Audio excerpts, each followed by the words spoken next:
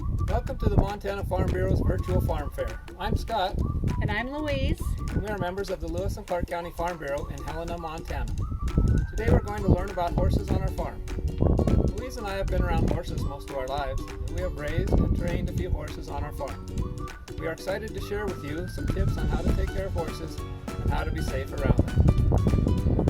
Before we get started, I want to remind you that if you have any questions or want to share a story about something we learned today, type it in the comments section below. Or leave us a comment to say hi. We want to know who's tuning in. We also want to introduce two of our horses that we will use as models later in our lesson. I have Misty. Misty is a 16-year-old mare we bought when she was just 5 months old.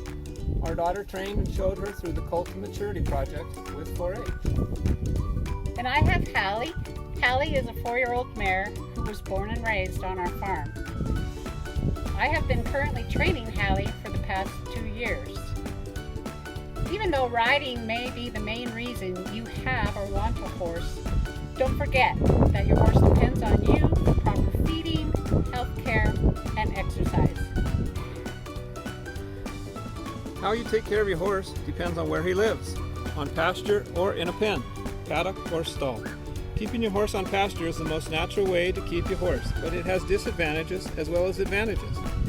A big plus of pasture living is that your horse can have free exercise, fresh air, and sunshine. Depending on the quality of the pasture, a horse might get all or just a very small part of his feed needs met. The reason that not all horses are kept on pasture is that land is expensive and horses are very hard on land.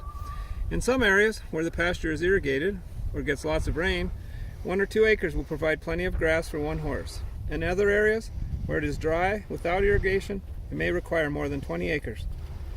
The most serious disadvantage to keeping a horse on pasture is probably that, like most horses, he may not know when to quit eating and can get very fat.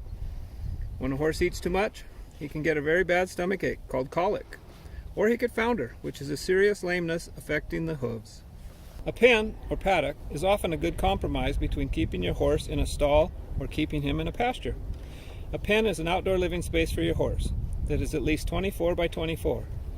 If a pen or paddock is large enough and your horse exercises by himself, then you might not have to take him out of the pen for extra exercise every day. When you don't have enough pasture to feed your horse year-round, you will need to feed hay. Be sure to feed good quality hay. It should not be moldy or dusty.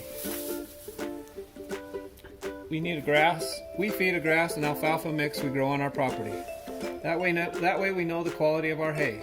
Not everyone is able to raise their own hay, so be sure to raise your hay from someone you can trust that can tell you the quality of the hay. You can't feed your horse properly unless you know how much he weighs. Since your horse is too big for your bathroom scale, oh my word, he is too big. You need another way to determine his weight. If you measure his heart girth with a special horse weight tape, it will tell you how much he weighs. Use a horse weight tape to measure his girth. If you don't have a horse weight tape, use a cloth tape and measure how many inches his heart girth is. Also measure his body length from the point of shoulder to the point of hip. Misty's heart girth is 73 inches. Misty's length is 65 inches. Use the equation to figure out how much she weighs. Heart girth times body length divided by 330 equals body weight. Well, dang, how are we going to figure that? We don't have a calculator. Well, that's easy. 73 inches by 73 inches equals 5,329. 5,329 times 65 inches is 346,385. 3,486,385 divided by 330 equals 1,050 pounds. Wow, that's impressive, Scott. I didn't know you were such a math whiz. Thank you, Louise. For every 100 pounds your horse weighs, feed him about 1.5 to 2 pounds of hay per day. So if your horse weighs 1,000 pounds, he should receive 20 pounds of hay per day. A 1,000-pound horse divided by 100 equals 10. 10 times 2 pounds of hay equals 20 pounds of hay per day. Since you will probably feed him twice a day, split his ration in half, 10 pounds in the morning and 10 pounds in the evening. Clean, fresh water should be available to your horse 24 hours a day, every day. Don't expect your horse to quench his thirst by eating snow. It would take him a long time to get enough water that way, and it would also make him cold inside. Minerals are important for many of your horse's body functions. All horses should have free choice salt and trace minerals. Free choice means that your horse should be able to get to the mineral salt at all times and eat as much as he wants. To be safe when you are handling or riding your horse, start with a safe attitude. Dress properly, use safe equipment, and use sensible horse handling methods. Knowing the best way to handle a horse is your best insurance against injury. Learn some simple rules and methods and put them to use whenever you are working with horse. The best way to gain your horse's trust is to be sensible and safe. Never wrap or loop a rope around your hand, arm, or other part of your body thinking it will help you hold on to your horse better. If the horse were to run away, you could be dragged. Loop your lead rope like this instead. When you need to tie your horse, always tie at the level of the withers or higher. Tie to a solid post or tie ring, never to a flimsy or loose rail, portable fence, or wire fence. Know how to tie the quick release knot without hesitation. Always tie with a sturdy halter and lead rope, never tie with the reins.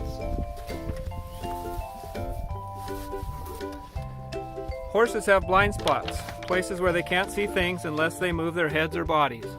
The blind spots are the area directly in front of his forehead, the area of his back directly behind his head, the area directly behind his tail, and the area directly under his head on the ground and near his front legs.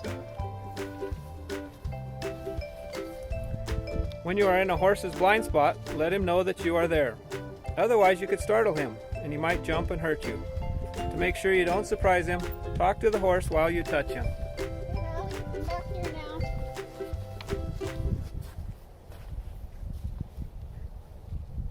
Always wear hard-toed boots or shoes when you are working around your horse.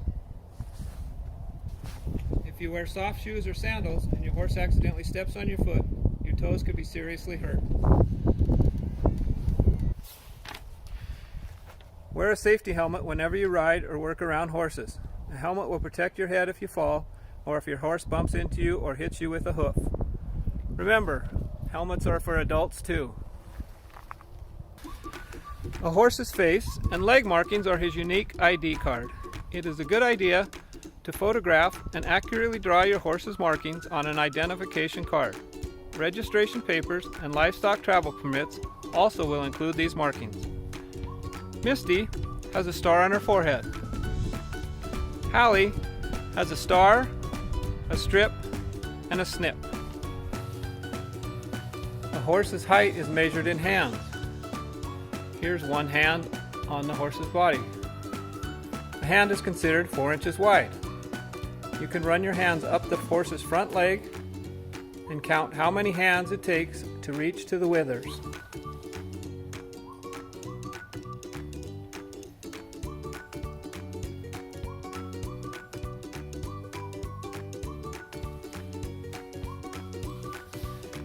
You can also take a tape measure and see how many inches to the top of the withers.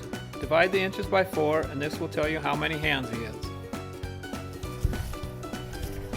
We're so glad you joined us today at our family's horse farm for the Montana Farm Bureau's virtual farm fair. Remember, if you have questions or want to share a story about something you've learned today, type it in the comments section below. Have a great day! Thank you.